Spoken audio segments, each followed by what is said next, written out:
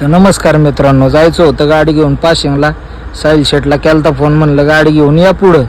तर साहिल शेट आले तिकडून, लाईटी लांबूनच ओळखू आल्या वा, जागजूग जागजूग जागजूग गाण्याचा आवाज आणि ते निसता धिंगाणाच. हा साहिल शेट म्हणल्यावर नाद आहे वय. साहिल शेटचा नाद केल्यावर कसं काय. गाडीची संपली होती पियुशी, पण जायचं होतं पाशिंगला. म्हणलं जाता जाता पियुशी काढून घ्यावा. काय सांगावं, पियुशी काढायला गेलो, आला ना बादा बादा पाऊस. पियुशी काढून आलो पुढं आलं, म्हणलं नाश्ता करावा. मागे काय आपली लालपरी आलतीच, मग गेलोत नाश्ता करायला.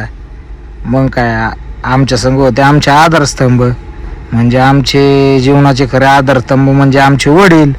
मग केला नाश्ता, गाडीपाशी आलतो. वडील म्हणले थांब, काय लाईटी बिटी बंद आहेत का बघतो मी. मग काय वडिलांनी मारला गाडीपाशी राऊंड, गाडी बिडी केली चेक, लाईटी बिटी बघितल्या. आणि मग म्हणलं आता जावं साहेबापाशी. आमच्या RTO एजंट सागर साहेब, त्यांनी दिले ते पेपर आणून. पेपर व गाडीचा नंबर फिंबर सगळं चेक केलं, काय स्लॉट लागलाय, अपॉइंटमेंट सगळी चेक केली. आमच्या राणीचे जुने रायडर पंकज डॉन आणि दादाचा लाडका पँकज आलता आम्हाला RTO ऑफिसला भेटायला. त्याने काय आलं, मग गप्पा बिप्पा मारल्या त्याच्याबरोबर. ते म्हणत होता लवकरच येणार आहे आपण गाडी, म्हणजे आपल्या 91-95 मध्ये. मग नंबर यायला टाईम होता. मग थोड्या वेळानं नंबर आला.